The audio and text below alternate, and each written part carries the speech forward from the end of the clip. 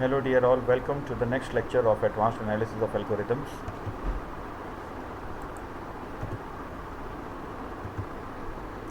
This lecture is based on the dynamic programming approach. As we discussed in the previous lectures, that was based on divide and conquer approach. This technique is also similar to that, but it takes the opposite approach as compared to divide and conquer. So dynamic programming is an approach which divides an instance of a problem into smaller instances, as we did in the divide and conquer approach. In this approach, we solve small instances first, store the results, and later, whenever we need a result, look it up instead of recomputing it. The term dynamic programming comes from control theory, and in this sense, programming means the use of an array or table in which a solution is constructed. We have studied the Fibonacci sequence algorithm, and in that we discussed two approaches, the recursive approach and the iterative approach.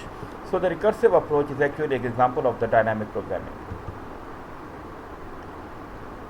If we recall the Fibonacci recursive algorithm, we see that as the dynamic programming is a bottom-up approach, so we save the results of the Fibonacci terms, and then whenever we need them, instead of recomputing, the results are retrieved from the database.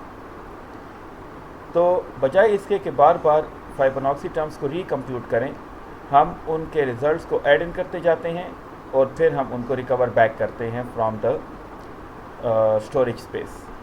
इसी तरीके से algorithm 1.7 को अगर आप recall करें तो उसमें भी हमने डायनामिक प्रोग्रामिंग अप्रोच को ही यूटिलाइज़ किया, जो कि एक इशू था मर्ज सॉर्ट का.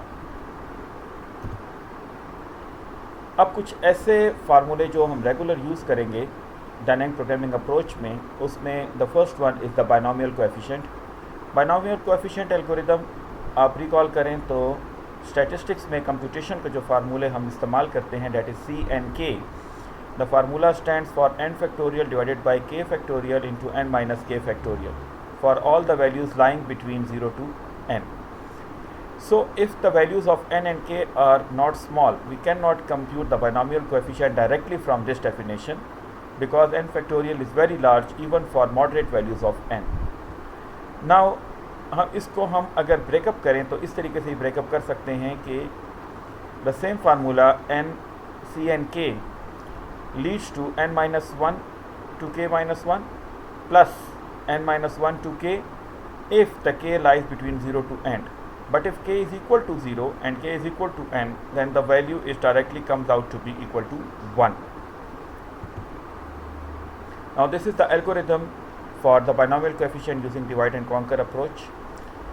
So output is bin, the binomial coefficient nk. So we call it as bin. So integer bin, which is dependent on two variables n and k.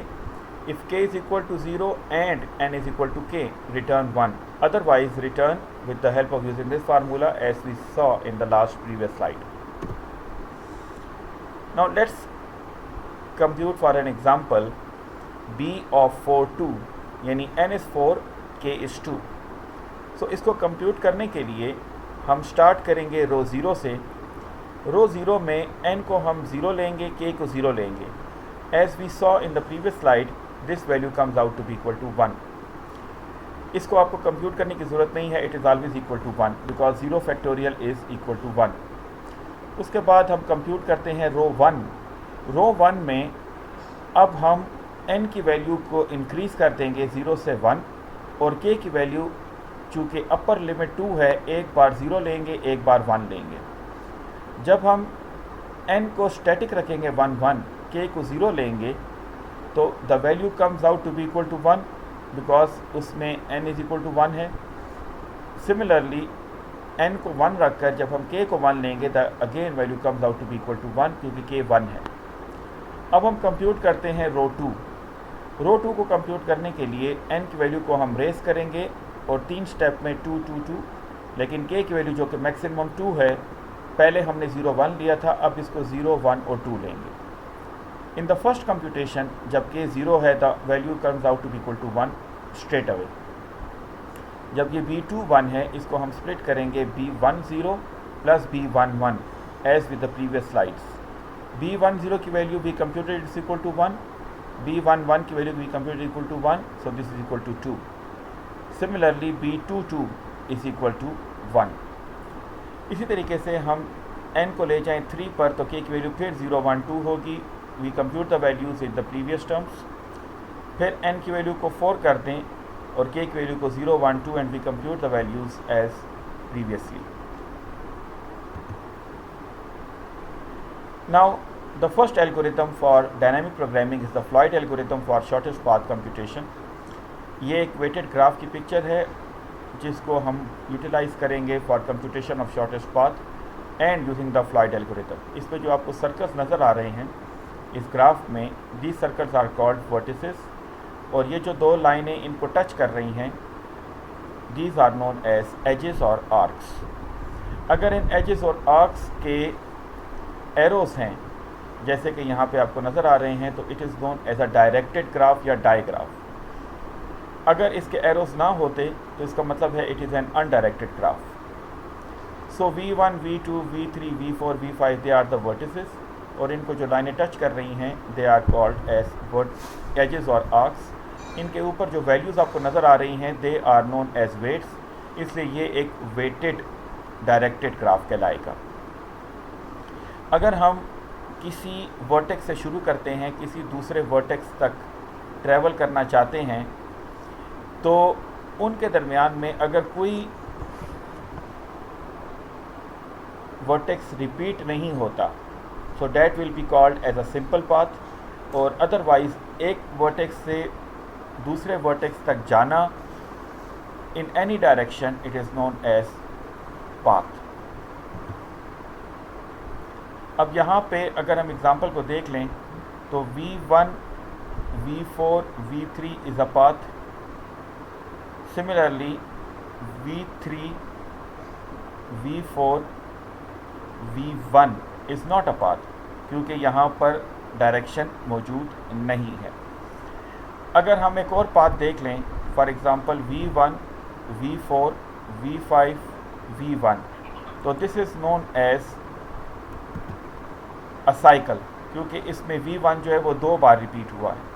तो किसी graph में अगर साइकिल होगा तो वो cyclic कहलाएगा, otherwise वो ए साइक्लिक कहलाएगा।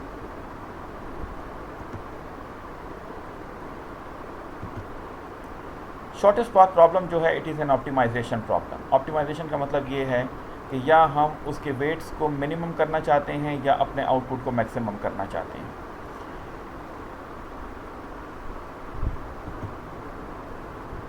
अब इसको सिंप्लीफाई करने के लिए first of all we will make an matrix which is known as adjacency matrix, और इस एडजेसेंसी मैट्रिक्स की वैल्यूज़ कंप्यूट करने के लिए we will take the help of this formula W of i j। W of i j जो है ये wait को रिप्रेजेंट करता है जो हमने एरोस के ऊपर देखा। अगर कोई वेट की वैल्यू मौजूद है h के ऊपर फ्रॉम vi टू vj, उसकी वैल्यू हम उसी तरह लिख देंगे। अगर कोई वैल्यू उसकी मौजूद इस तरह नहीं है कि वो डायरेक्टेड कनेक्टेड पाथ ही नहीं है तो हम उसको इन्फिनिटी लिखेंगे, और अगर ऐसा है कि दोनों स्टार्टिंग और एंडिंग वैल्यूज़ वर्टिसेस सेम हैं the value will be equal to 0। So using this formula इस फिगर के लिए, फिगर 3.2 के लिए हमने ये एक एडजेसेंसी मैट्रिक्स बना ली जिसमें 5 वर्टिसेस 1 2 3 4 5 इस हाथ पर, 1 2 3 4 5 इस हाथ पर। अब अगर 1 से 1 हमने जाना है तो सेम वर्टेक्स हैं, इट्स 0। 1 से 3 का रास्ता नहीं था तो इन्फिनिटी, 2 से 2 सेम वर्टेक्स हैं तो 0 and so on. In the next slides we will see किस तरीके से हम इन्फिनिटी की वैल्यूज़ कंप्यूट करते हैं और हमारे पास फिर रिजल्ट्स आ जाएंगे। So W is the original matrix which we have to transform into D matrix after applying the sufficient formulas. Thank you very much. We will continue in the next lecture.